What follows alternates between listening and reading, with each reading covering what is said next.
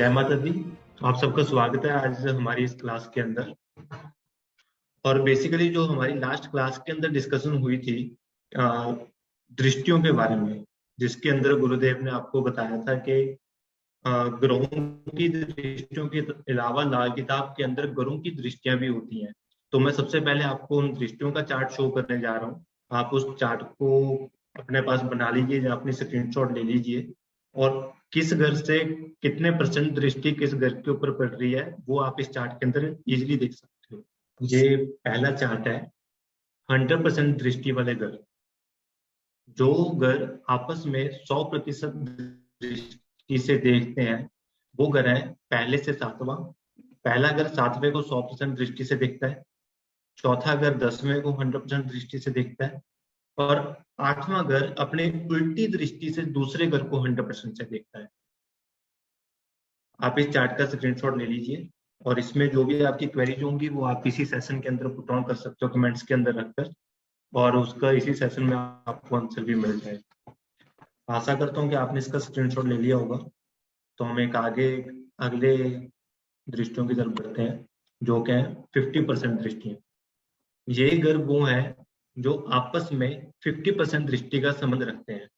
जैसे कि आप देख सकते हो कि तीसरा घर 11वें को और 9वें घर को देखता है, और 5वां घर सीधा 9वें घर को देखता है। 5वां घर 11वें घर को यहाँ पे नहीं देखेगा, वो सिर्फ और सिर्फ 9वें घर को देखता है। अगली जो दृष्टियां हैं वो 25% दृष्टियां, कि कुंडली के कौन से घर आपस में 25% दृष्टि से संबंध रखते हैं। चार्ट के अंदर आप देख रहे हो कि दूसरा घर छठे घर को देखता है 25% दृष्टि से, फिर छठा घर 12वें को देखता है, 12वां घर 8वें को, और दूसरा घर 12वें घर को 25% दृष्टि से देखता है। तो जो लास्ट टाइम मैंने आपको वीडियो के अंदर स्क्रीनशॉट शेयर किया था, जो दृष्टियां थी वो ग्रहों की दृष्टियां थी लाल किताब के अंदर, लेकिन लाल किताब के अंदर ग्रहों की दृष्टियां भी होती हैं। तो उन दृष्टियों के चार्ट यही है। इतनी तरह की दृष्टियां जो है वो ग्रहों की होती हैं, जो कि मैंने आपको अभी अभी दिखाई है। गुरुदेव हमारे साथ जुड़ चुके हैं। अभी थोड़ी देर में हम क्लास स्टार्ट करेंगे। आशा करता हूँ कि आपने जो मैंने दृष्टियों के स्क्रीनशॉट आपको दिखाए थे वो आपने ले लिए होंगे। जय माता दी। जय माता की बेटा। माता रानी खुशियां दे, सुख दे, तंदुरुस्तियां बख्शे, खूब तरक्की पाओ, नाम यश दौलत दे दाता। बहुत शुक्रिया। जय माता की बेटा, जय माता की, जय माता की।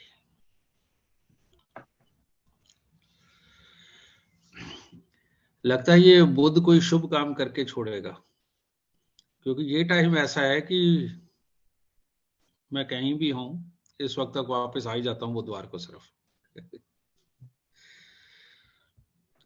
तो लगता है सालों साल हम ऐसे ही बैठने वाले हैं।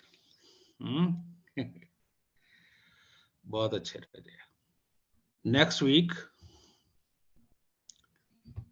हम एक रिवीजन क्लास करेंगे, ठीक है। नेक्स्ट वीक का जो सेशन जाएगा, ज्यादातर से हम सवाल जवाब ही करेंगे नेक्स्ट वीक, आज तक का जो भी हमने पढ़ा है उसका, क्योंकि उसी से पता चलेगा कि क्या मेरे पढ़ाने का तरीका सही है या आपके सीखने का तरीका सही है, ठीक है। तो वो हम अगली बार चेक करेंगे जरूर। तो हमने घरों के बारे में जाना, उसके अंदर कौन सा घर किसका है, उच्च घर उसी में, उच्च वाले ग्रह उसी में ही आ गए, और नीच वाले मैंने आपको बता दिए हैं। तो आज हम जो शुरुआत करने वाले हैं, ये आप सबके लिखने के लिए है चीज, जो बहुत रेयर आपको मिलेगी। और कई बार तो आप बहुत सारी किताबें पढ़ के छोड़ भी देंगे, तब भी शायद आपको ये चीज ना मिल पाए। इसलिए आज जो मैं सबसे पहले लिखवाने जा रहा हूं, ये बहुत ही इंपॉर्टेंट चीज है। तो अगर ये ध्यान से आप लिख लेंगे तो आपके लिए बहुत उत्तम होगा। मनप्रीत रिकॉर्ड के लिए लिख लियो बेटा। जी गुरुजी। सबसे पहले मैं लाल किताब के अनुसार जो दोस्त पार्टी है वो बताने लगा हूं आपको। तो इसका टाइटल रखिए दोस्त का दोस्त।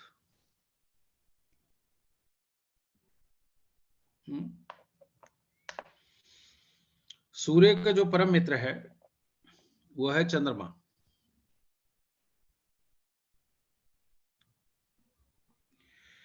और चंद्रमा का जो परम मित्र है वो है बृहस्पति,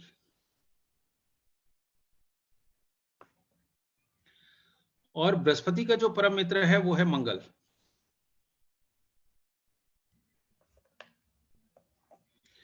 और मंगल भी कौन सा? मंगल नेक।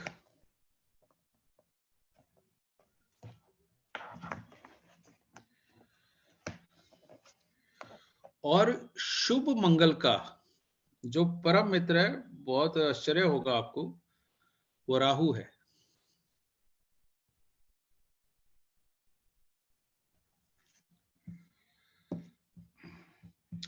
और राहु का परम मित्र है बुध।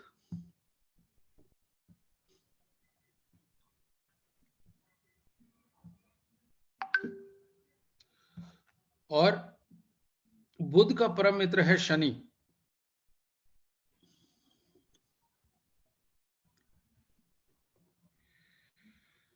और शनि का परम मित्र शुक्र।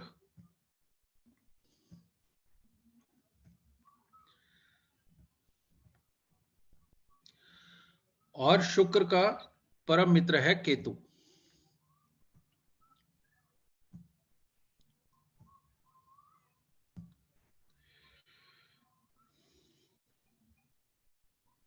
एक बार फिर मैं रिपीट कर रहा हूं।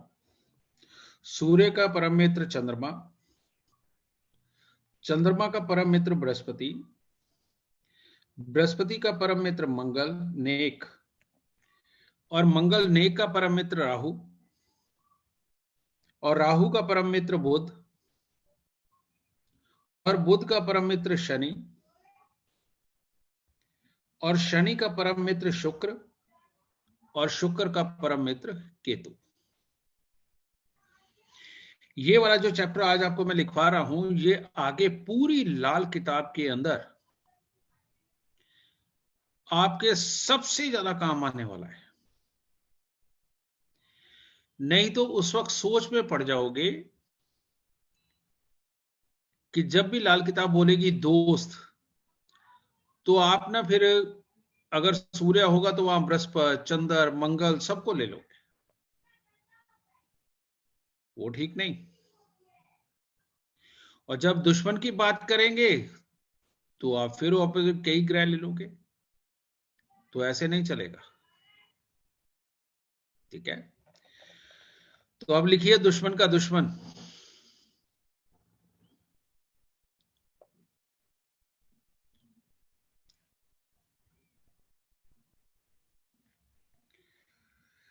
सबसे पहले शनि का दुश्मन सूर्य,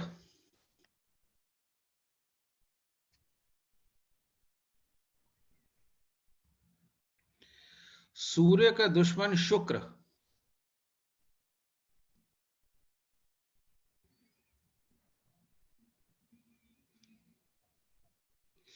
शुक्र का दुश्मन बृहस्पति,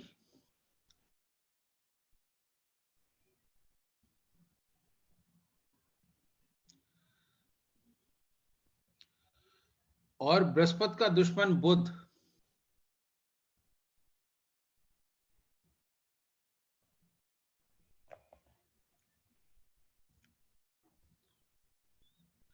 और बुध का दुश्मन बुध का बाप यानी कि चंद्रमा।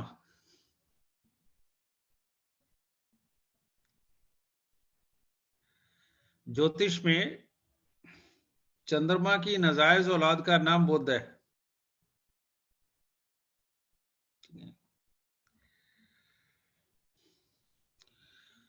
चंद्रमा का दुश्मन केतु,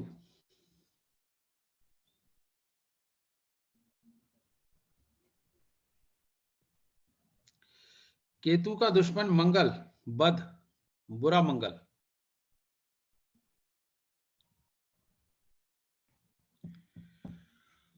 और मंगल बध का दुश्मन राहु। उधर मंगल नेक का मित्र है राहु, और इधर मंगल बध का दुश्मन है राहु।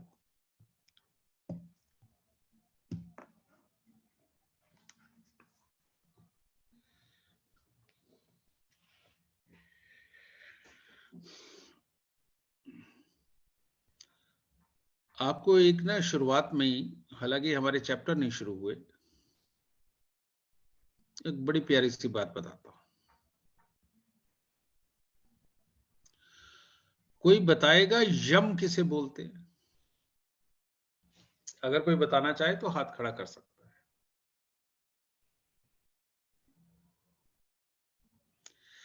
आकाश, आकाश गर्ग।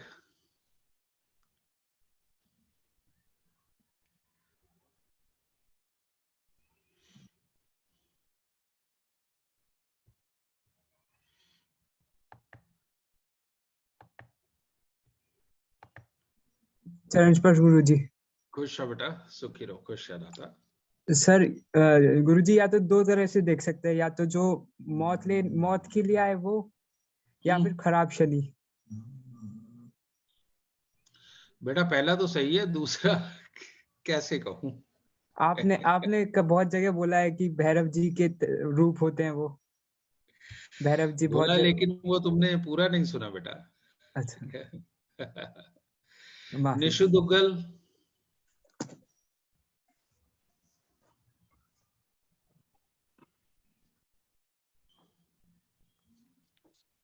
प्रणाम गुरुजी। गुरुजी, जैसे आपका हर एक वीडियो सुना है, उसमें आप ही ने एक वीडियो में बताया था कि जब शुभ मंगल बद बन जाता है तो वो यम बन जाता है, जो कि शनि स्वभाव होता है, प्राण हरने वाला होता है। शाबाश, बहुत अच्छे बेटा, बहुत अच्छे।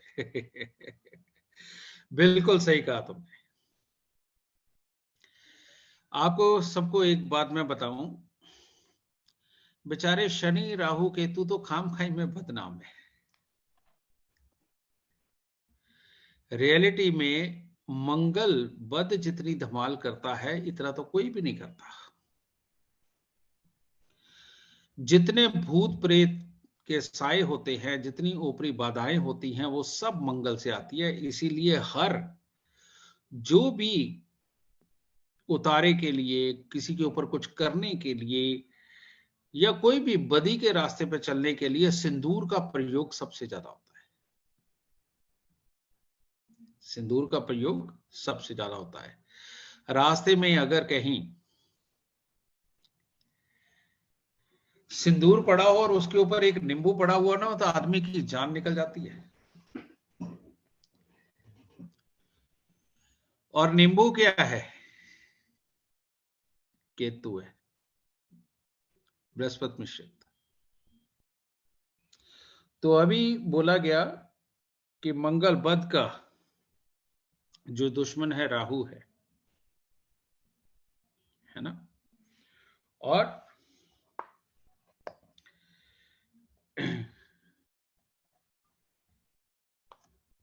और केतु का दुश्मन मंगल। तो बात एक ही है बेटा, कि जब भी किसी को बीमारी लगे, उसकी जड़ पैदा करने वाले पापी ग्रह हो सकते हैं, शनि भी हो सकता है, राहु भी हो सकता है, लेकिन वो खराब मंगल को करते हैं। क्योंकि हमारे शरीर के अंदर मंगल से क्या क्या देखा जाता है? खून हमारा मंगल से देखा जाता है। अगर किडनी देखें, लीवर देखें, ये देखा जाता है। और जो लीवर है हमारा, वो एक छन्नी का काम भी करता है, तो वो बुध भी मिश्रित है, लेकिन ज्यादातर मंगल है।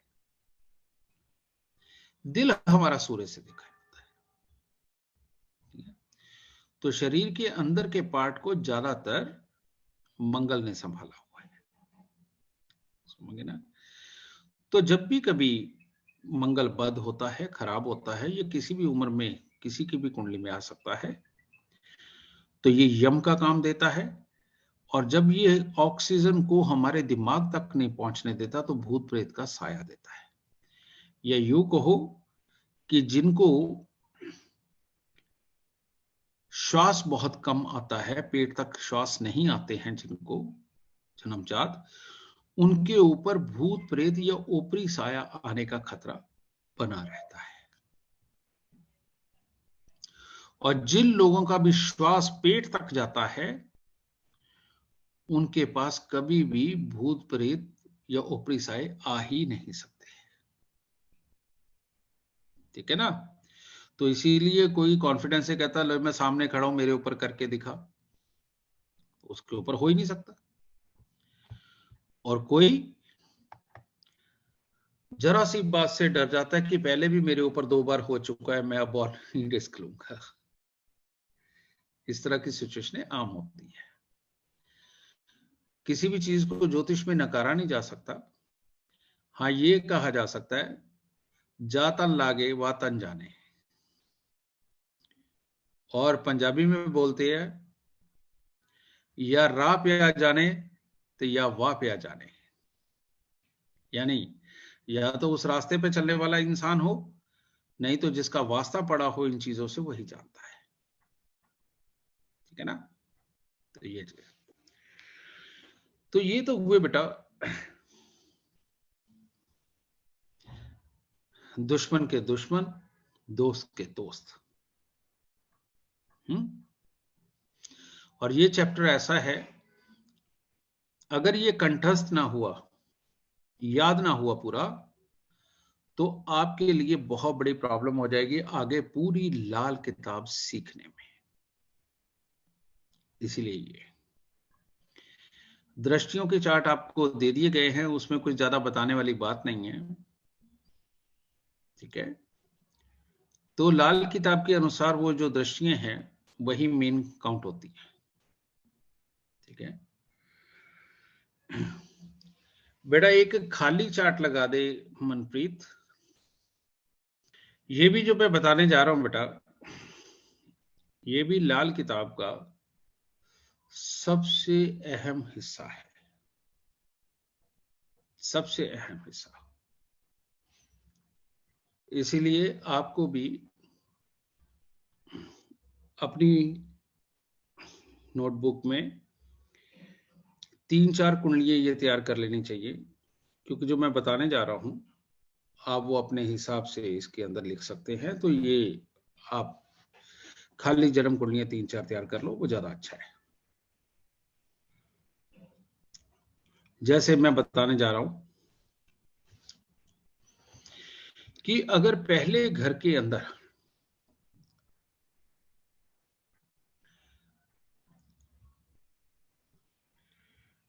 कोई ग्रह ना हो और इस घर को कोई भी ग्रह ना देखता हो, तो ये पहला घर सोया हुआ होगा। अगर पहले घर के अंदर कोई ग्रह ना हो और इसको कोई ग्रह भी ना देख रहा हो, तो ये घर सोया हुआ होगा।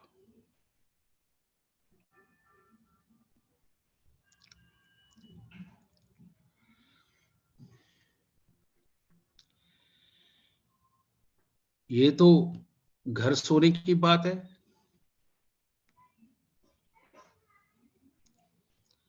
लेकिन दूसरी बात आपको बता रहा हूं कि मान लीजिए 7वें घर के अंदर कोई भी ग्रह हो,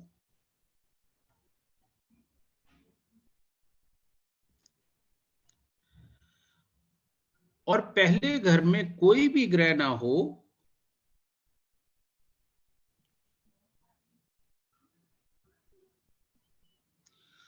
तो जो 7वें घर में बैठा हुआ ग्रह है वो सोया हुआ होगा।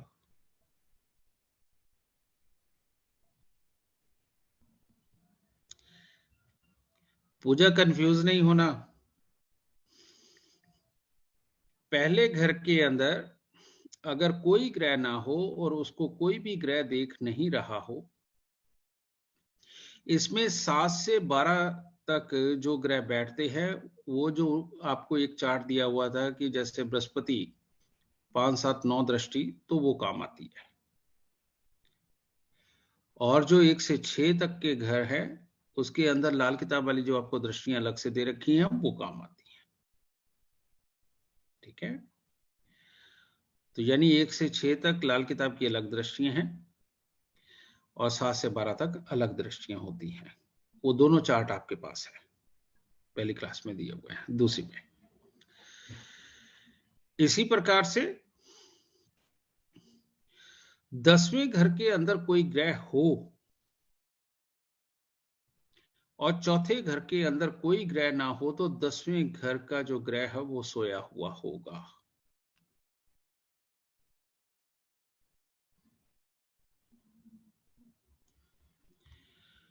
नौवें घर के अंदर कोई ग्रह अगर हो और तीसरे या 5वें में कोई ग्रह ना हो, तो 9वां घर सोया हुआ होगा।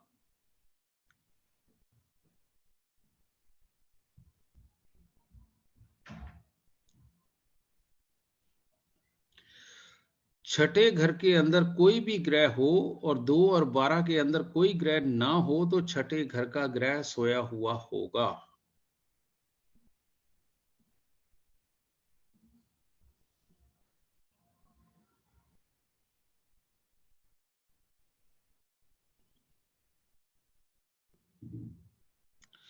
तीसरे घर के अंदर कोई ग्रह हो, 9 और 11 में कोई ग्रह ना हो, तो तीसरे घर का ग्रह सोया हुआ होगा।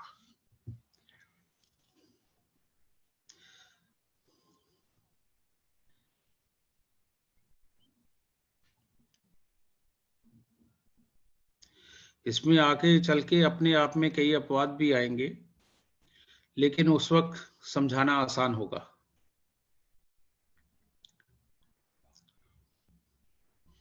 पांचवें घर के अंदर कोई ग्रह हो और 11 और 9 में कोई ग्रह ना हो, तो पांचवा घर सोया हुआ होगा।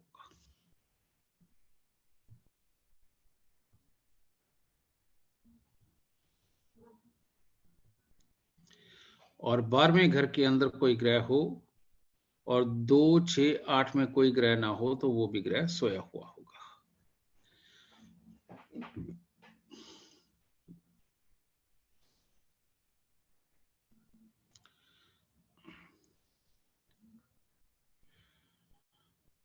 और चौथे घर के अंदर कोई ग्रह हो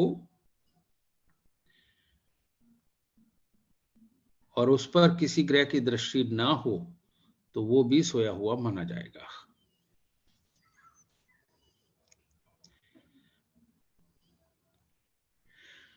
और दूसरे घर के अंदर कोई ग्रह हो सिंगल, ये सब सिंगल के लिए बता रहा हूं बेटा, अगर 2, 3, 4 ग्रह इकट्ठे हो जाते तब ये कंडीशन नहीं है। ठीक है, तो दूसरे घर के अंदर कोई ग्रह हो और 8वें में, 6ठे में कोई ग्रह ना हो, 8वें में खास तौर पे ना हो, तो दूसरे घर के ग्रह सोए हुए होंगे।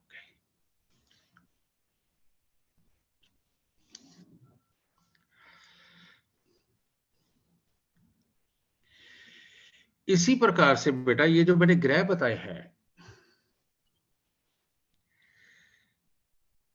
इसी तरह से ये घर सोए हुए होते हैं। एक्चुअली सही मायने में क्या होता है, ये घर सोए हुए होते हैं। तो इसको जगाने के लिए क्या किया जाता है, मान लीजिए आप कि चौथे घर के अंदर बृहस्पति बैठे हुए हैं और 10वें घर के अंदर खाली बैठा हुआ है। उसके अंदर अगर बृहस्पति के दुश्मन ग्रह आ जाएंगे, यानी कि बुध हो, शुक्र हो, तो ये बृहस्पति के फल को खराब कर देंगे। अगर यहां पर सूर्य, चंद्र जबकि खराब होते 10वें घर में, या मंगल आ जाए, तो बृहस्पति जागा हुआ होगा, जो कि चौथे घर के पूर्ण रूप से फल देने में सक्षम हो जाएगा।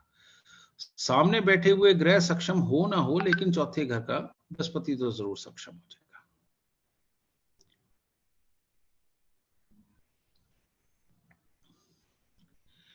इसी प्रकार से सूर्य 5वें में हो और 9वें और 11वें घर के अंदर उसके मित्र ग्रह ना बैठे हुए हों, या दुश्मन ग्रह ना बैठे हुए हों, तो 5वां घर भी सोया हुआ होता है।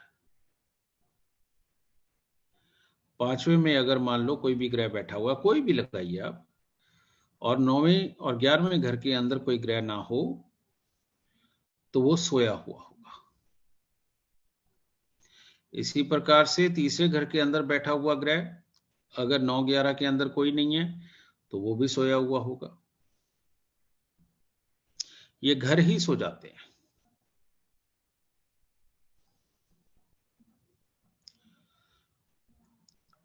और छठे के अंदर कोई बैठा हो, 2-12 में कोई ना हो, तो भी ये ग्रह सोया हुआ होता है या घर सोया हुआ होता है। तो इसमें जो बहुत सारी दुनिया बोलती है ना कि एस्ट्रोलॉजी है क्या वाकई एस्ट्रोलॉजी काम करती है, ऐसे बहुत सारे सवाल आते हैं। पर बेटा ये अपने आप में एक बहुत जबरदस्त डॉक्टरेट है। जिसको ये बेसिक नहीं पता होंगे वो कभी भी एस्ट्रोलॉजर भले ही बन सकता है, जो अपनी कमाई के लिए बने, वो एस्ट्रोलॉजी का डॉक्टर कभी नहीं बन सकता। ठीक है, तो फिर नीम हकीम खतराए जान वाली सिचुएशन अपने आप खड़ी हो जाती है। तो ये मैंने आपको बताया कि किस प्रकार से घर सोते हैं। और लाल किताब के अंदर एक बहुत ही शुभ चैप्टर है, और वो चैप्टर क्या है? घरों को जगाने की विधि। और ये आप सबको पहले ही बता करके समझा के चलना बहुत जरूरी है कि कहीं किसी से कोई गलत इलाज ना हो जाए। इतनी बात आप सबको समझ आई होगी। कोई बताना चाहेगा ये सोए हुए घर के बारे में? कोई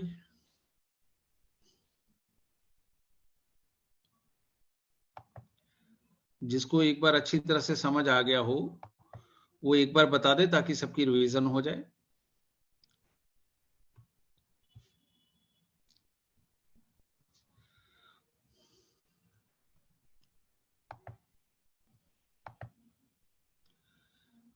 इससे पता चलता अच्छा इतने लोग हैं अभी जो समझ आ गया। अंकित द्विवेदी। नमस्ते गुरुदेव। खुश बेटा, सुखी रहो, खुशियां आता। गुरुदेव आपसे एक छोटी सी चीज पूछनी थी। क्या? आपने बताया कि अगर दृष्टि पड़ जाती है तो वो घर एक्टिव हो जाता है। तो गुरुदेव इस हिसाब से राहु केतु जिस घर में बैठते हैं वो सदैव एक्टिव रहते होंगे? राहु केतु कभी नहीं सोते बेटा। जी गुरुदेव। ये 365 दिन 24 घंटे जागते हैं। जी गुरुदेव। ठीक है जी। चलो, उदयवीर क्या बताना चाहते हो बेटा?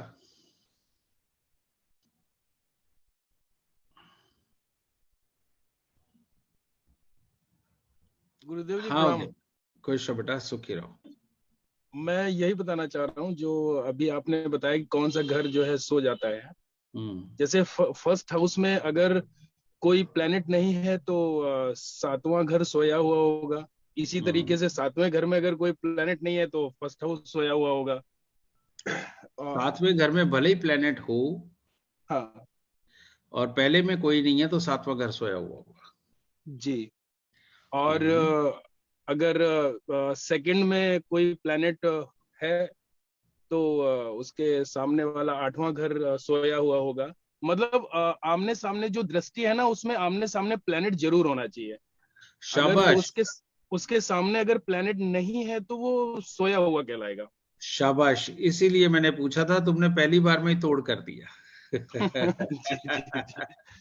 अच्छा लगा बेटा कि अगर इतनी समझदारी लेके बैठे हो जी जी, तो जरूर ये काबिलियत तुम्हारे अंदर। नहीं गुरुजी, मैं आपकी क्लास का हर वीक बहुत ही बेसब्री से इंतजार कर रहा हूँ।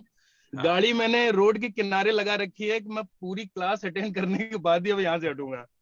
माता रानी तुम्हें कामयाबी दे, सुख दे तुम्हें बेटा। शाबाश बेटा, बहुत अच्छे। बहुत तो कुल मिलाकर के अगर दृष्टि खाली है तो घर सोया हुआ है। ठीक है, तो ये सबसे बड़ी बात है इसमें। इसके अंदर बेटा अगर मान लो पहला घर ही जगाना हो, कहने का मतलब सातवें के अंदर कोई ग्रह बैठा हुआ हो और वो सोया हुआ है। वो सोया हुआ कैसे है? क्योंकि पहला घर भी सो रखा है, उसमें कुछ नहीं है, या उसके ऊपर शुभ दृष्टि नहीं है। अब ये दोनों सिचुएशनें अलग अलग हो गई कि उसके ऊपर दृष्टि नहीं है किसी ग्रह की, तो पहला घर सोया हुआ है, और अगर सातवें में कोई ग्रह बैठा हुआ है तो पहले घर में कोई ग्रह नहीं है, तो वो ग्रह सोया हुआ है। तो ये दो अलग अलग सिचुएशन मैंने आपको बताई है। दृष्टि खाली तो वो सोया, और मान लीजिए चौथा और 10वां दोनों ही खाली, फिर तो 10वां पक्का ही सोया हुआ है ना, है ना। 7वां और पहला खाली तो भी सोए हुए हैं। तीसरा, 5वां, 11वां खाली पक्के सोए हुए हैं।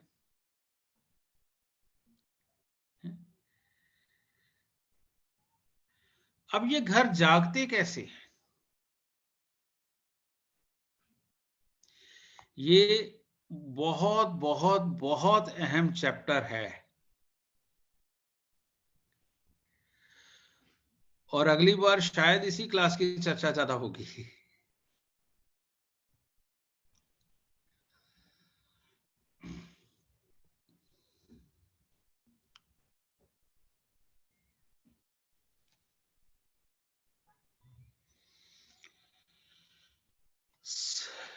अगर मान लीजिए पहला घर सोया हुआ है, तो यहां से लाल किताब शुरू हो रही है बेटा। तो गले में सोने की चेन, चांदी की चेन, किसी भी प्रकार का नग गले के अंदर धारण करना पहले घर को जगाता है। और यही कारण है कि हमारी हिंदू संस्कृति में, सनातन संस्कृति के अंदर, राजाओं के गले के अंदर बहुत ही ज्यादा गहने पहनाए जाते थे, नग पहनाए जाते थे, रतन मणिये जड़ के पे उनके गले के अंदर पहनाई जाती थी, ताकि उनकी विल हमेशा उनका साथ दे, हमेशा। और इसीलिए शायद मेरे गले में भी हमेशा आपको सोने की चेन मिलेगी। और जिसका गला सूना हो और लगन खाली हो, उसके बेटा कहीं ना कहीं उसकी वर्किंग में कमी रह ही जाती है। ठीक है।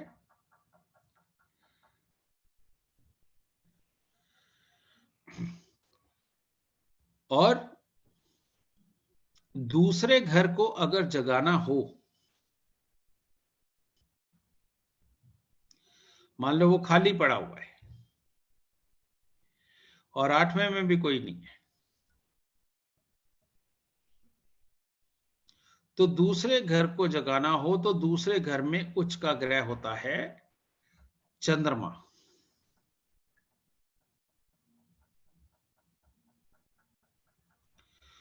तो हमें 43 दिन लगातार दूध और चावल मंदिर में देने चाहिए। धन भाग जाग जाएगा, लिक्विडिटी आ जाएगी, परिवार के साथ बनने लगेगी, ससुराल में चल रही तकलीफें खत्म होंगी।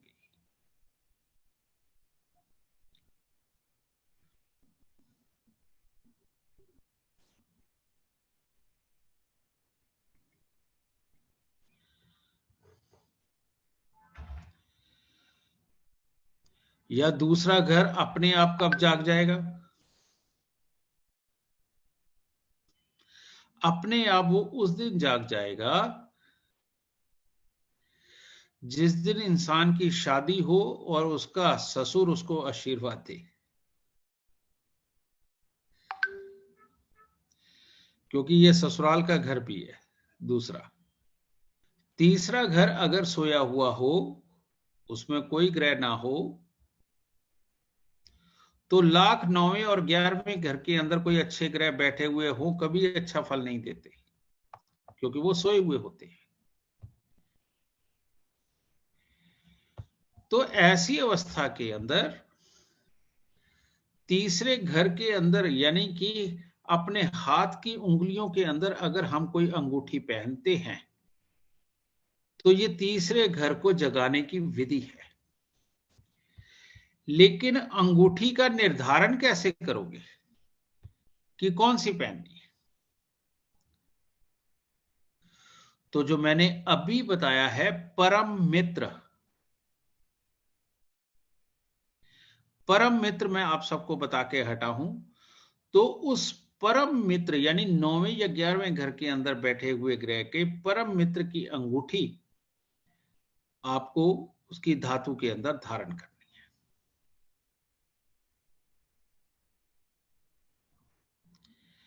तो 9वें 11वें घर के अंदर बैठे हुए शुभ ग्रह का फल आपको मिलना शुरू हो जाएगा। ठीक है। एक लाल किताब के अंदर एक बहुत ही खास बात बड़े प्यारे तरीके से बताई गई है। वो क्या बताई गई कि अगर 11वें घर के अंदर राहु हो,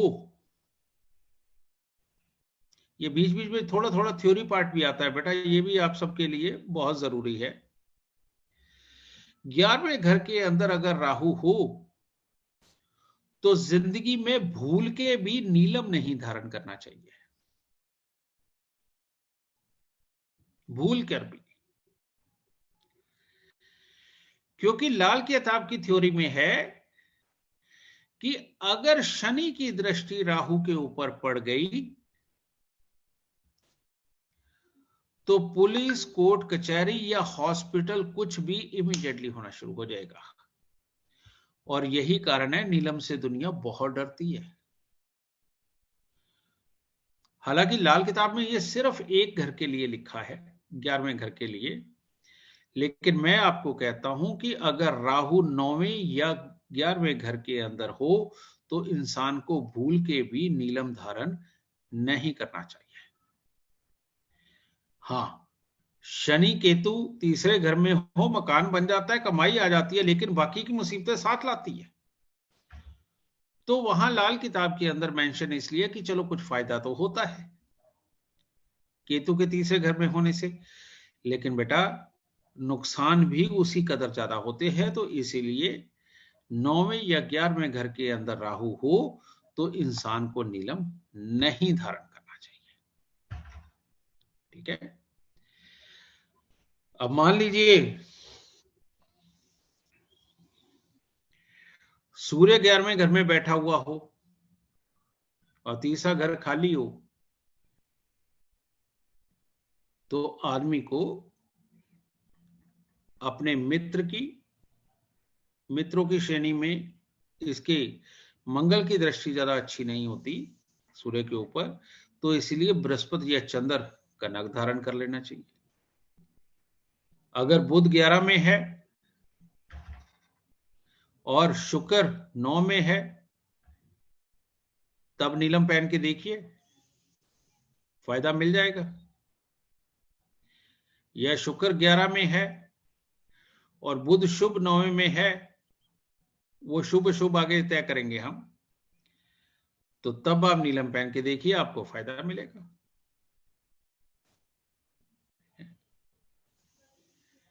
इसी प्रकार से आपको ये सारा चैप्टर जो मैंने पीछे कहा है कि दोस्त का दोस्त, दुश्मन का दुश्मन, ये अगर आप कंठस्थ कर लेंगे तो किसी को भी नग पहनाने में आसानी होगी। ठीक है।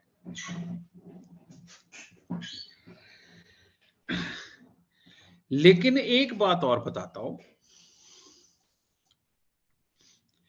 अगर तीसरे घर के अंदर राहु हो,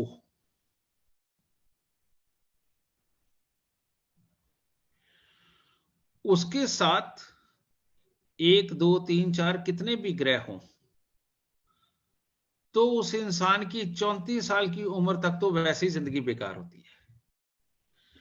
ना बिजनेस ढंग से कर सकता है, ना नाम कमा सकता है, सीख सकता है। अपने पांव पे प्रॉपर खड़ा होना जिसमें कि कॉन्फिडेंस हो, या उसके जीवन में संभव हो ही नहीं पाता। कि तीसरे घर में राहु हो और उसके साथ 1 2 3 ग्रह हो, कोई भी, ज्यादा भी हो सकते हैं। तो 34 साल की उम्र तक तो उसके साथ में वैसे ही थोड़ा कमजोर होता है। और लेकिन अगर राहु अकेला हो और ऐसा इंसान की 34 साल की उम्र से पहले की उम्र हो और वो कोई 1 या 2 नग पहन लो तो क्या होगा? उसके बने बनाए काम मिट्टी में मिल जाएंगे। इसीलिए ऐसे इंसान को कभी भूल के भी किसी भी प्रकार का नग नहीं धारण करवाना चाहिए। ठीक है, मैं यहां बेटा कुछ नहीं छुपा रहा, मेरे पास जितना है मैं सब देने का प्रयास कर रहा हूं। और ये इतनी छोटी छोटी चीजें हैं कि कोई किसी को नहीं देता। और मेरा वादा है मेरे पास जितना कुछ है सब आपको दूंगा। ठीक है। चौथा घर, चौथे घर के अंदर बृहस्पति देव उच्च के माने जाते हैं।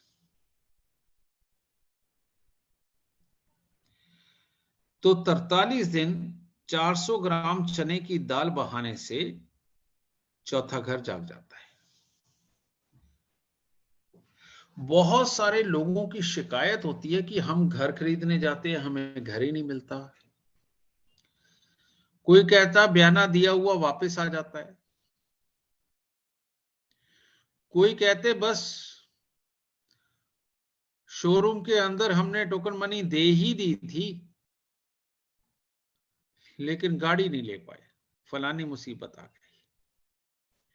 क्योंकि चौथे घर से वाहन भी देखा जाता है, मकान भी देखा जाता है। तो बेटा इन लोगों का चौथा घर सोया हुआ होता है। उसको अगर आप एक बार कह देंगे 43 दिन 400 ग्राम चने की दाल बहा दे तो उसका बयाना भी हो जाएगा और मकान भी बन जाएगा। ठीक है।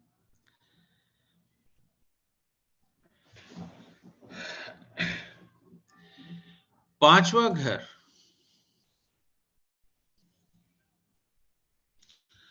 पांचवा घर जैसे कि सूर्य बृहस्पति का है, और अगर पांचवा घर सोया हुआ हो उसके अंदर कोई भी ग्रह ना हो तो पांचवें घर को जगाएंगे कैसे बेटा?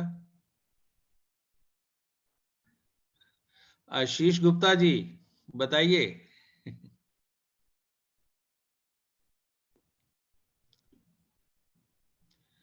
आशीष कुमार गुप्ता।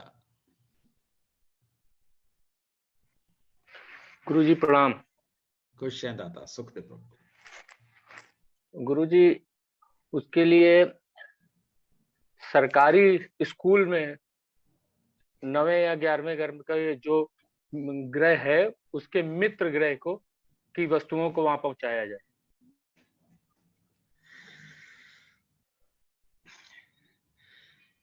यहां आप थोड़ी सी चूक कर गए, तुक्का फिट नहीं बैठा।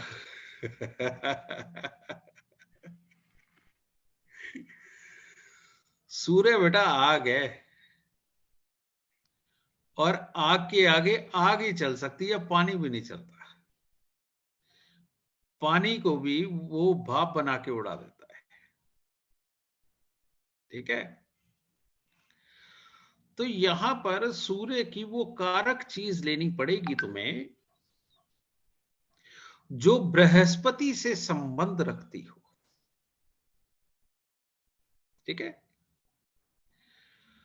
बृहस्पति क्या, जहां शिक्षा दीक्षा ज्ञान की बातें होती हैं, और सूर्य क्या है, सरकार। अब शिक्षा दीक्षा सरकार ये तो जुड़ गई, लेकिन सूर्य से बंदर भी तो देखा जाता है ना, लाल मुंह वाला। अब बंदर तो सरकारी स्कूल में पढ़ नहीं सकते, लेकिन हमारे ही घरों के बंदर सरकारी स्कूल में जाते हैं। यानी सरकारी स्कूल के अंदर पढ़ने वाले बच्चे। तो सरकारी स्कूल के अंदर पढ़ने वाले बच्चों को गुड़ के मुरमुरे, पंजाबी च मरुंडे भी बोल दे, या गेहूं के लड्डू गुड़ के बना करके 43 दिन लगातार सरकारी स्कूल के बच्चों को खिलाए जाए, या एवरी संडे खिलाई जाए। एवरी संडे, संडे को सरकारी स्कूल बंद होता है।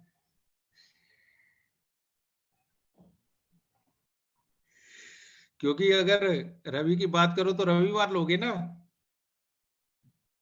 है ना। लेकिन आप सबको बता दूं कि लाल किताब के अंदर कोई वार नहीं होता। लाल किताब के अंदर कोई वार नहीं होता। कोई भी उपाय किसी भी दिन किया जा सकता है, लेकिन लाल किताब के अंदर एक ही दिन के अंदर 7 वार होते हैं।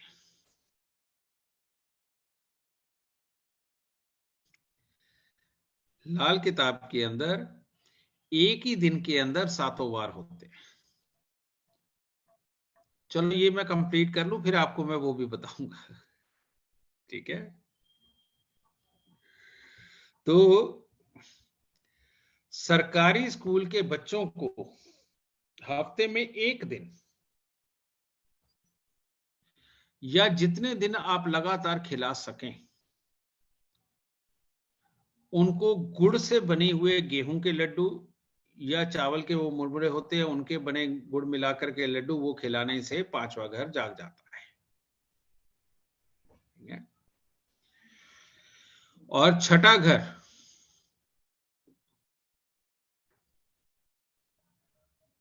छठा घर है कुआं।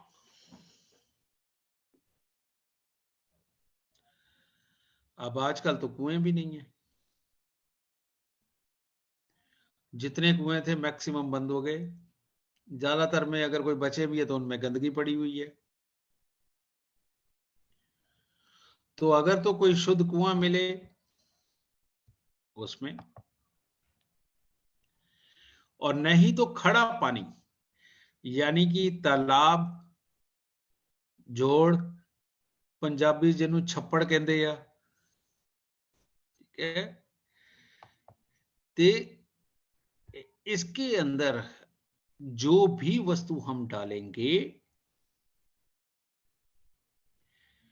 वो ग्रह स्थापित होगा। अब ये ग्रह कैसे चुनना है? वही दुश्मन का दुश्मन, दोस्त का दोस्त, वो देख करके।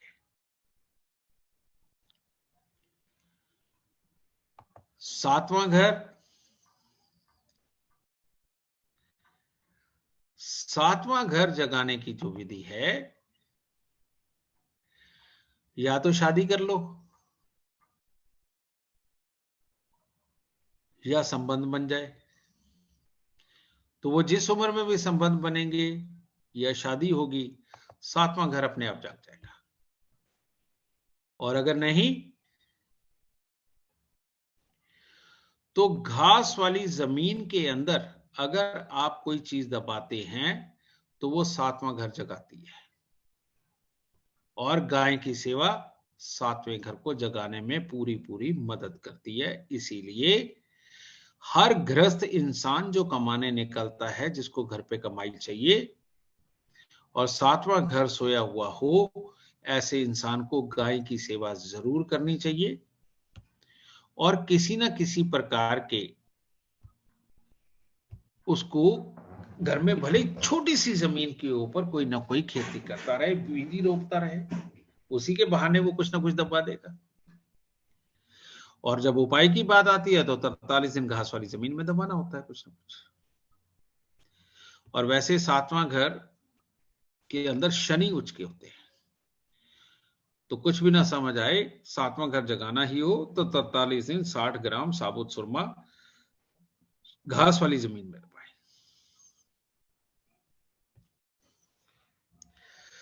अब बहुत बार ऐसा होता है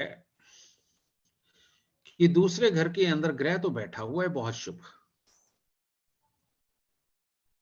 छठे घर से भी कुछ नहीं मिल रहा उसे, 12वें से भी कुछ नहीं मिल रहा, वहां भी खाली है, 8वां घर भी खाली है। इसके लिए लाल किताब में बहुत ही प्यारा लॉजिक दिया गया है कि दूसरे घर में मान लो शुक्र बैठ गया, तो दूसरे घर का शुक्र बहुत ही शुभ माना जाता है, परिवार को जोड़ के रखता है। ऐसे इंसान का दिमाग भी अच्छा होता है, परिवार को एक करके रखने के लिए कुछ भी करता है, मेहनत करता है, दूध वाले पशुओं का व्यापार भी करता है, दूध भी लेकर के बेचता है उनसे, यानी कि गृहस्थी अच्छी चला लेता है, खेती की जमीन का भी काम करता है, मिट्टी के काम करता है, लेकिन परिवार बहुत अच्छा चलाता है। लेकिन ये शुक्र जब सो जाता है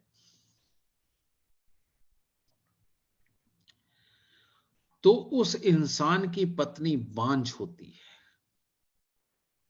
औलाद पैदा करने की क्षमता उसके अंदर शादी से पहले भले ही हो, शादी के बाद खो जाती है।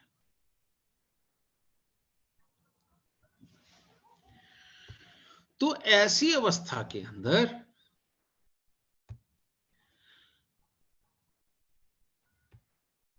बृहस्पति यानी कि 8वें घर के अंदर, जो कि शमशान घाट माना जाता है, 8वां घर शमशान घाट है, मौत का घर है। अगर वो खाली पड़ा हुआ है तो बेटा हम उसे कहते शमशान घाट में जाके पीपल का पेड़ लगाया और 8 बृहस्पतिवार लगा दे। और इस तरह के ज्यादा नहीं तो मेरा ख्याल 100-150 बच्चे तो होंगे ही जो इस प्रकार से दुनिया में आए मेरे इस उपाय से, जिनके मां बाप को औलाद के लिए तरसते हुए भी बहुत समय हो गया था, और कईयों ने तो 3-3, 4-4 IVF भी करवा के देख लिए थे, वो सब फेल जाते थे। ठीक है। और अगर मान लो बृहस्पति ही दूसरे घर में बैठा हुआ है और सोया हुआ है,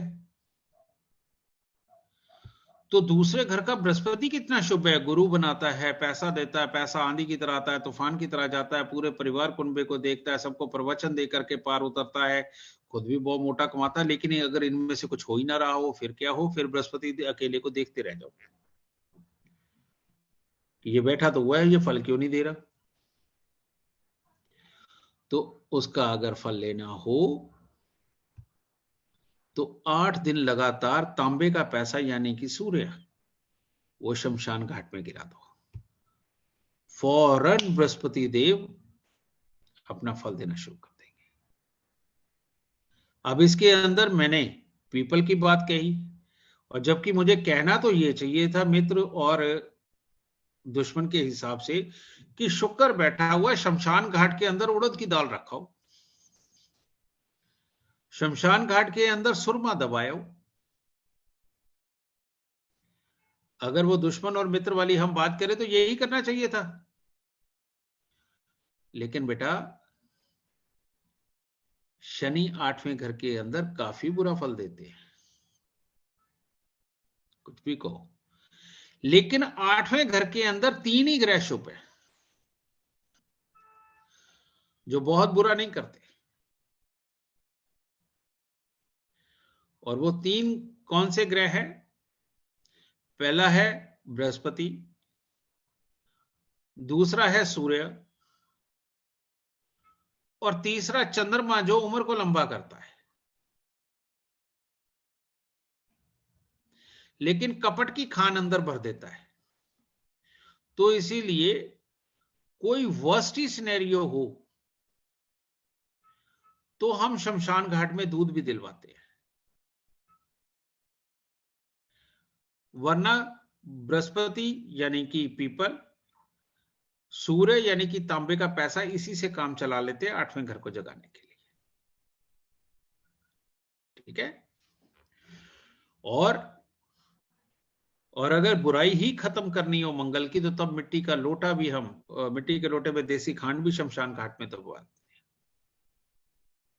तो वो अलग सीन है, आगे पता चल जाएगा, इजीली समझ आ जाएगा तब। 9वां घर,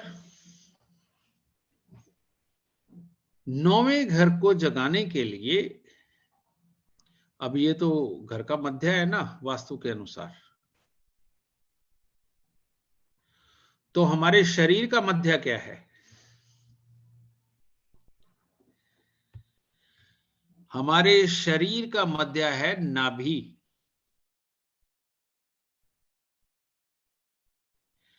तो 9वां घर है ही बृहस्पति का, और वहां केतु उच्च के माने जाते हैं, और केतु बृहस्पति के चेले हैं।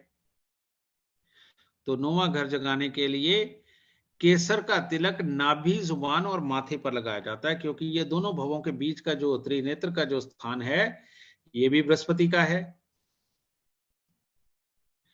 और ये जो नाभि है हमारी ये भी बृहस्पति का स्थान है। और जुबान पे इसलिए रखते हैं ताकि इन दोनों में से जो कमी छूट जाए वो हमारे अंदर चला जाए केसर। ठीक है, नहीं तो बुध के ऊपर बृहस्पति लगा के कोई फायदा नहीं होता, नुकसान वाली बात हो जाती है। तो अगर ये तीनों स्थान पे लगाओगे तो ही बेनिफिशियल है, अगर सिर्फ जुबान पे लगाओगे तो शायद पूरा बेनिफिट दे ना दे। तो जुबान पे लगना चाहिए, लेकिन चंद्रमा के साथ, यानी दूध में उबाल के केसर लेना। ठीक है। 10वां घर, 10वां घर अगर सोया हुआ हो, आदमी के कई बार काम ही नहीं बनते, कोई काम नहीं कर पाता, जिस काम पे लगे वही छूट जाता है। साथ वाले प्रयास करते कि इसको यहां छोड़ देते, इसको वहां छोड़ देते, होता ही नहीं उसका कोई काम। तो 10वां घर मंगल का उच्च का बनता है।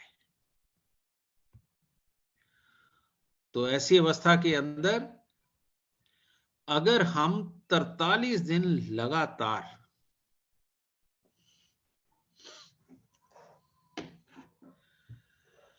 किसी भी सरकारी संस्थान के अंदर 2 मुट्ठी सौंफ रख देते हैं तो 10वां घर आबाद हो जाता है। अब सरकारी संस्थान कौन से? जहां पर लोहे के काम हो, इंजीनियरिंग के काम हो, रेलवे के काम हो, कंस्ट्रक्शन के काम हो, जो लोग रोडे बनवाते हैं, जो खोद खोद के पाइप की लाइनें गुजारते हैं, जो पंप स्टेशन चलाते हैं, जो सफाइयां करवाते हैं, जो ऑफिस, सरकारी स्कूल इसमें बिल्कुल नहीं आएगा। उसकी डेफिनेशन बिल्कुल अलग है, वो मैंने आपको बता दी। तो इस तरह की कोई भी, बहुत सारे लोग रेलवे स्टेशन जाकर के टिकट की खिड़की के पास रखाते हैं, वो भी चल जाता है। ठीक है। और वो चीनी वाली सौंफ होती है ना, उसके भी मैंने बहुत बार उपाय करवा के देखे हैं, वो भी बहुत लगता है, वो भी अच्छा है। और नहीं तो सिंपल हरे वाली जो खाने वाली सौंफ होती है, 2 मुट्ठी सौंफ सरकारी संस्थान में लगाओ। लेकिन लाल किताब के अंदर एक और चीज है, कहते हैं अगर मान लो आपको कोई रखने नहीं देता, तो ऐसे सरकारी भवन की छाया जहां तक पड़ती है, उस छाया के नीचे अगर खड्डा खोद के भी आप ये दबा देते हो तो आपको उसका भी संपूर्ण फल मिलेगा 10वें घर को जगाने के लिए। तो इसीलिए कई बार दिक्कत होती है। तो आसपास खाली, ज्यादातर सरकारी संस्थान इस तरह के होते हैं कि उनके पीछे पार्क होता है, खाली जगह होती है, तो वहां करना आसान हो जाता है। ठीक है। और 11वां घर, 11वां घर और दूसरा घर, ये वैसे तो सेम है कि मंदिर जाने से जागते हैं, लेकिन कई बार कमी रह जाती है। तो इसीलिए आप जहां काम करते हो या जो भी कोई काम करते हो, वहां पर जो आपका गल्ला होगा, जहां आप पैसे रखते हैं, वहां पर उसकी वस्तुएं स्थापित करने से 11वां घर आबाद होता है। शर्त यह है कि साउथ ईस्ट के अंदर आपकी सिटिंग ना हो, क्योंकि उसको आग की दिशा बोला जाता है और हमें ठंडी तरफ जाना है, पश्चिमी दीवार की तरफ। तो पश्चिमी दीवार, वहां पर अगर आपकी कोई सिटिंग है, वहां कोई गल्ला तिजोरी रखा हुआ है, तो आप उसमें ये चीजें रख सकते हैं। और 12वां घर, घर की छत, और 12वें घर के अंदर केतु उच्च के माने जाते हैं। तो वैसे ही घर की छत के ऊपर किसी भी प्रकार का झंडा लगाने से बहुत शुभ फलों की प्राप्ति होती है। आप देखते हैं तरह तरह के झंडे लगते हैं, पीले रंग का झंडा तो आम ही मिल जाता है किसी भी देवी देवता का, और अगर लाल, हालांकि मंगल के साथ रिलेटेड होता है, मंगल केतु का मेल शुभ नहीं होता, लेकिन लाल किताब ये कहना नहीं भूली कि लाल झंडा तिकोना गोटा किनारी वाला, जिसको कि गोल्डन कलर का गोटा किनारी लगा हो, तो उस अवस्था में बृहस्पति मंगल केतु की युति बनती है, और जो कि 12वें स्थान पर नुकसान नहीं करती।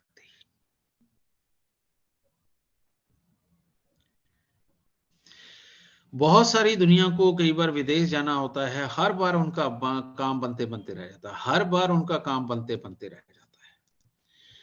2-2, 3-3 अटेम्प्ट दे लेते हैं, कितनी बार इंटरव्यू कर लेते हैं, आइल्स के अंदर इतनी बार परेशान होते हैं, उनका बाहर जाने का योग ही नहीं खुलता। सिंपल सा उपाय, हर रोज चने की दाल घर की छत के ऊपर गिराओ, जो पक्षी खा जाए।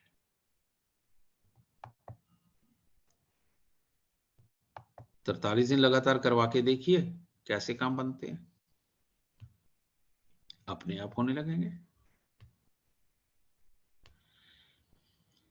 तो मैंने आज आपको समझाया कि घर कैसे सोता है, ग्रह कैसे सोता है। ग्रह अगर सोया हुआ हो तो उसके सामने वाले घर के अंदर उसके मित्र या परम मित्र को स्थापित कर दीजिए, और अगर घर सोया हुआ हो तो जो मैंने अभी वस्तुएं बताई हैं उनको वैसे जगाया जा सकता है।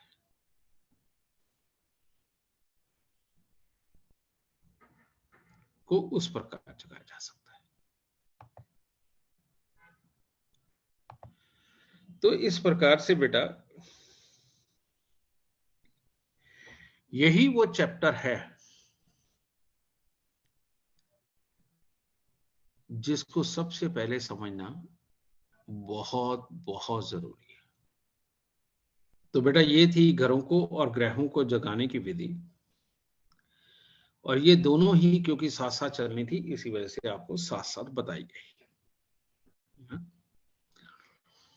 अब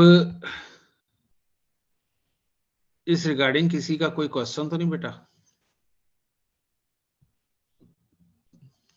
जी गुरु, चैट पर कुछ क्वेश्चन आए हैं। हाँ बोल बेटा। वो कह रहे हैं कि अगर 12वें घर के छत के ऊपर चने की दाल किस कंडीशन में नहीं डाल सकते, या फिर हम सबका ये उपाय करवा दें? अगर वहां पर बृहस्पति के दुश्मन बैठे हुए तो भूल के ये गलती मत करना।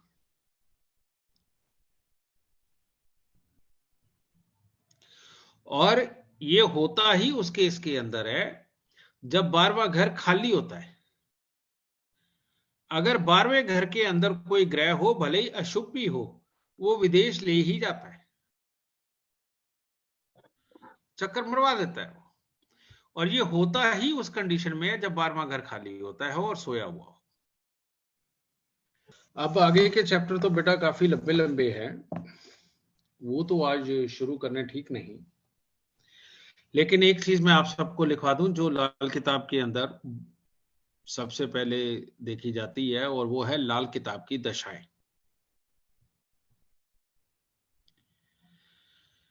पहले 1 से 6 साल तक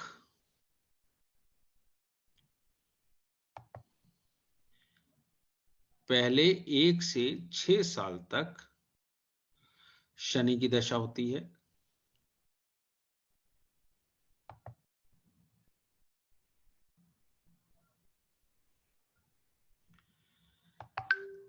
सात से 12 साल तक ये राहु की दशा होती है।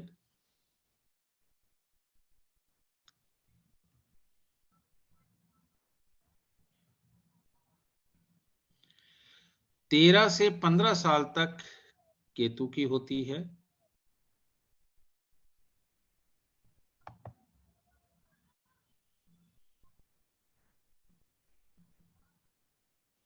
सोलह से 21 साल की उम्र तक बृहस्पति की दशा होती है।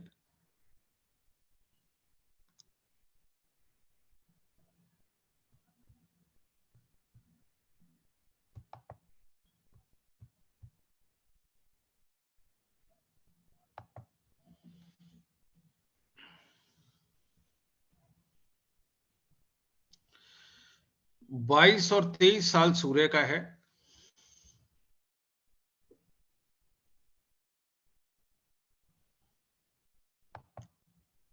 चौबीसवां साल चंद्रमा का है।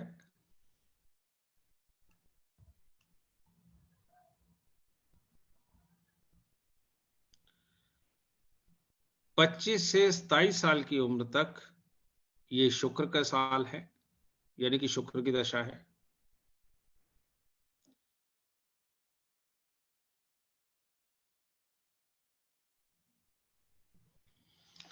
अट्ठाईस से 33 तक मंगल है।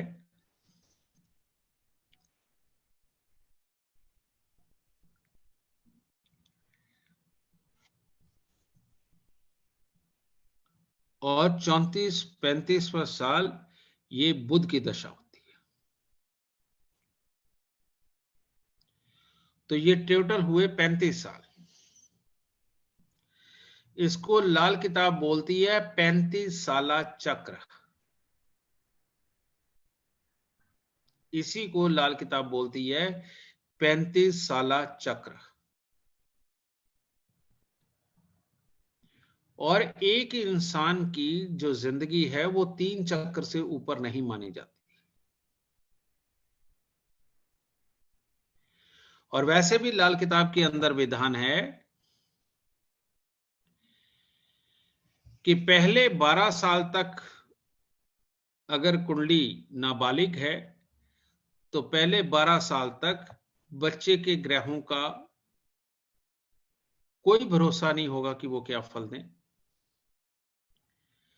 और इंसान की 72 साल की उम्र के बाद सेम सिचुएशन कि पता नहीं क्या फल देख रहा है। और फिर भी हम देखते हैं, मिलते हैं, सब ग्रह मिलते हैं, लेकिन वो एक मास्टर को मिलते हैं। तो इसीलिए शायद ये भी कहा गया है कि 3 चक्र तक की इंसान की लाइफ होती है और जिसको कि बहुत अच्छी तरह से देखा जा सकता है। और उसके बाद तो इंसान अगर जीवित भी है तो बेटा वो शायद किसी काम का नहीं होता। उसके सुख दुख में एक स्वास्थ्य को छोड़ के और कोई चीज काउंट नहीं की जाती है ना। तो ये वाला हिस्सा भी आपको बताना बहुत जरूरी था आज।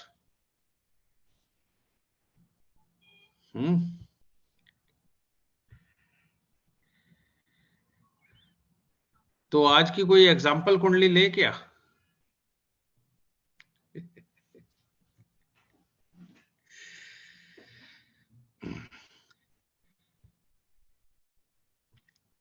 मनप्रीत किसी की एग्जाम्पल कुंडली लो बेटा। लेकिन एज ज्यादा होनी चाहिए, कम ना हो। नीलू शर्मा जी अनम्यूट कीजिए। प्रणाम गुरुदेव, जय माता की। जय माता की बेटा, खुश रहो, सुखी रहो, खुश रहना। गुरुजी मेरी कुंडली भी आप ले लीजिए। और ना मेरे को ये एक सवाल आया कि जिनकी काल सर्प दोष होता है उनके तो सारे ग्रह एक तरफ होते हैं, तो फिर हम कौन सी उम्र देखेंगे गुरुजी कि ग्रह कौन सी उम्र में जगा लेने चाहिए? तुम्हारी कुंडली में है क्या? जी गुरुजी। चलो एग्जांपल में देखते हैं क्या निकलता है। ओके। आप अपनी डिटेल बताइए मैम। 11 जुलाई 11 जुलाई 77 जी। टाइम 12:03, कोटा राजस्थान।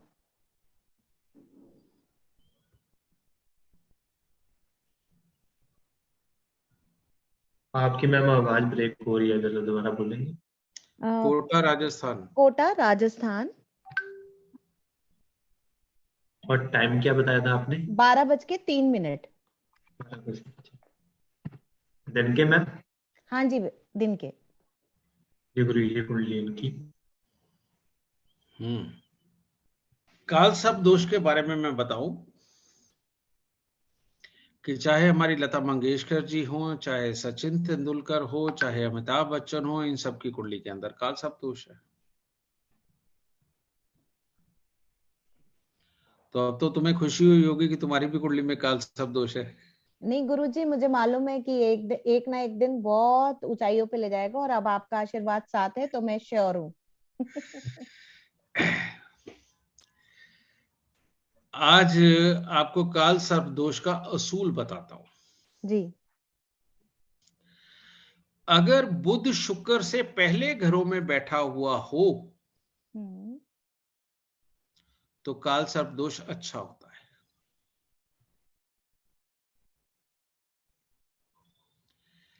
लेकिन शुक्र से बाद में बुध बैठा हुआ हो तो काल सर्प दोष शुभ नहीं होता।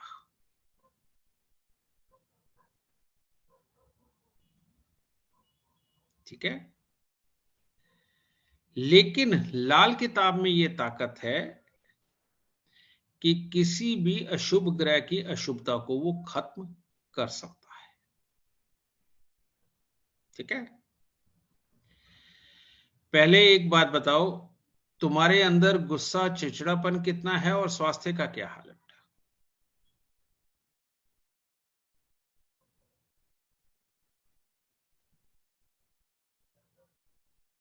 हाँ गुरुजी, सारी बीमारियां हैं। सारी बीमारियां हैं। थायराइडिक हूँ, शुगर है, अर्थराइटिस है, और हाइपरटेंशन है। तुम्हें पता है तुम 3 महीने में ठीक हो जाओगी? अभी तक नहीं पता था, लेकिन आपने कहा है तो यकीन है।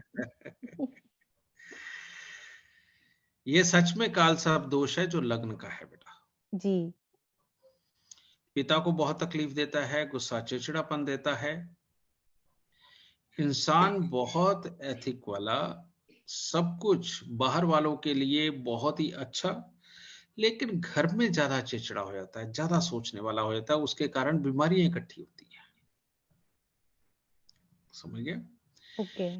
काम की जगह पर बहुत ही शानदार ग्रह बैठे हुए हैं तुम्हारे, लेकिन तुम्हारे शनि और बृहस्पति दोनों सोए हुए हैं। जी। तो करने की कोशिश करना, भाग्य का साथ भी मिलता है, जो जरूरत चाहो वो भी मिलेगा, लेकिन सक्सेस कमजोर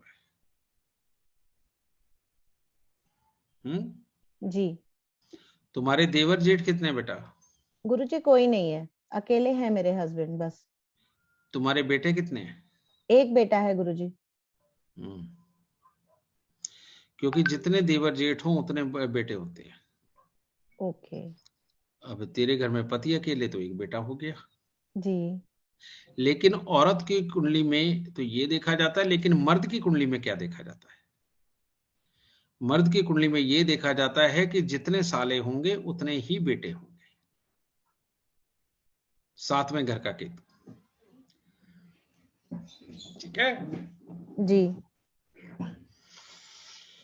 फिर पहली महादशा क्या बेटा, और प्रेजेंट में क्या लगा है? गुरुजी अगर अभी हिसाब से देखें तो वैदिक के हिसाब से तो बृहस्पति की है, और अपनी लाल किताब के हिसाब से नहीं बेटा, रहने दो तुम उसे। पहली दशा गुरु जी की सूर्य की है। पहली दशा सूर्य की है पहली दशा। अभी एक मिनट, अभी चल रही है इनका बृहस्पति जी और इसको लगा 10 12 8 8 3। चलो वापस ले जाओ। जी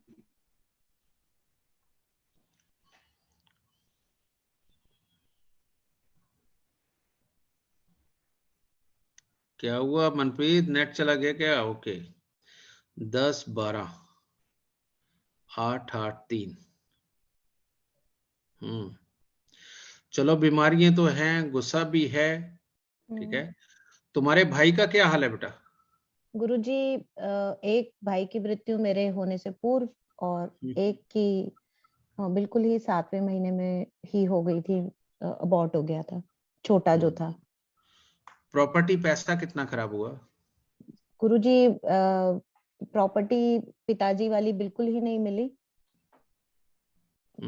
करोड़ों की हिसाब किताब की प्रॉपर्टी थी पिताजी की, वो मुझे बिल्कुल नहीं मिली।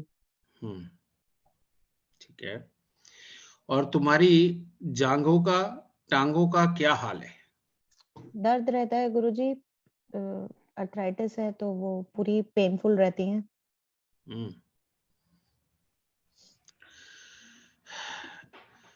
मनप्रीत जी इनको राहु 1 जी यानी 43 दिन तांबे की थाली में गुड़ गेहूं,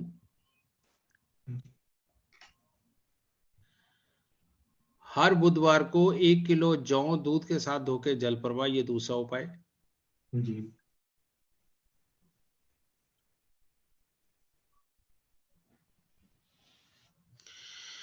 तीसरा, सुच्चा मोती जी इनको जरूर धारण करवाना है।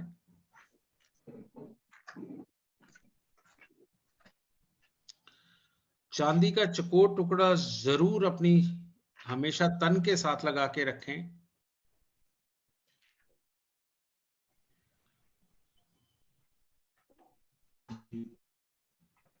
और पांव में अगर ये बेशक बहुत ही पतली सी कोई पायल सोने की धारण कर ले तो इनकी बीमारियां कोसों दूर भाग सकती हैं।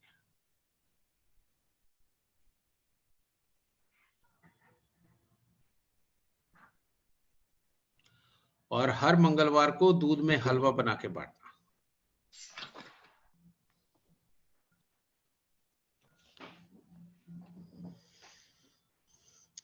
बेटा, तुम्हारी कुंडली के अंदर भाइयों के लिए कैंसर कारक योग है। और यही प्रॉपर्टी पैसे के लिए भी है। अच्छा। और यही तुम्हें भी ऐसी ऐसी बीमारियां जो ठीक ना होने दे। तो ये जो मैंने तेरे को उपाय दिए हैं, इनसे तेरा स्वास्थ्य, तेरे घर की मन की सुख शांति ये ठीक होगी, गुस्सा चिड़चिड़ापन खत्म होगा, तेरे घर के हालात आगे आगे बहुत अच्छे बनेंगे अगर इन उपायों पे तुमने तवज्जो दे दी तो। ठीक है? बिल्कुल बिल्कुल बिल्कुल गुरुजी। काला और नीला रंग तुम्हारे लिए जहर के समान है। ठीक है गुरुजी, नहीं पहनूंगे। ठीक है, तो इतना करो बेटा इस प्रकार से। अब मैं बाकी सबको समझा दूं जी कि इसके अंदर बेटा शुक्र पहले था और बुध बाद के घरों में, जिसके कारण राहु खराब लगन को यानी कि पूरे शरीर को खराब कर रहा है। और थ्योरी पार्ट है कि बृहस्पति 9वें घर के अंदर है, शनि 11वें घर के अंदर है, तीसरे और 5वें घर के अंदर कोई ग्रह ना होने के कारण कई बार ऐसे लोगों को मैंने बहुत बड़े बड़े मुकाम तक देखा लेकिन उनके हाथ में कुछ नहीं होता। ऐसे भी हालात बनते हैं, लेकिन जनरली ज्यादातर ये वहां तक पहुंचने ही नहीं देता अगर सोए हुए हो। और तुम्हारे पुत्र की पैदाइश के बाद ये जाग तो गया, लेकिन एक और थ्योरी पार्ट कि बृहस्पति 9वें घर में 12वां घर खाली, ये टांगों को खराब कर देता है। और ऊपर से एक और थ्योरी पार्ट कि शनि की दृष्टि जब भी चंद्र और मंगल पे जाती है, घर की सुख शांति और समृद्धि सब मिट्टी में मिलती है और ला इलाज बीमारी और कलेश आते हैं। तो मैंने इन्हीं चीजों से देख के तुम्हारा भविष्य बताया, जो कि लाल किताब का कोई भी ज्ञाता 2 चुटकियों में बताता है। ठीक है बेटा? मनप्रीत एक और एग्जांपल लो। जी गुरु। आशीष कुमार गुप्ता, अनम्यूट कीजिए सर आप। 2 अप्रैल 1981, 3:50 AM, कानपुर यूपी। क्या नाम है? आशीष जी जी गुरुजी। आशीष, पूजा पाठ कितनी करते हो? अब तो नहीं करता हूँ। शाबाश। जिस घर में रहते हो, जी, जिस घर में रहते हो बेटा, उस घर में कब से रह रहे हो? जन्म से गुरुजी। जन्म से। ये पहले घर किसी और का था या तुम्हारा ही है शुरुआत से? जी, जैसा कि घर वाले बताते हैं, इसमें कोई और लोग रहा करते थे, तो जब हम लोग आए हैं यहाँ पर करीब 60-70 साल पहले, तो फिर वो यहाँ फिर रहने लगे। अच्छा, 60-70 साल पहले, यानी तुम्हारे जन्म से बहुत पहले। हाँ, तो जन्म यही हुआ था। हाँ। और तुम्हारे ससुराल के क्या हालात है बेटा?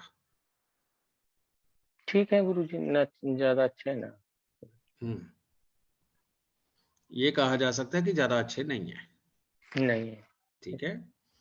दूसरा, जितनी बार भी तुम अध्यात्म में लगते हो, पूजा पाठ करने लगते हो, एकदम से मन उचट जाता है।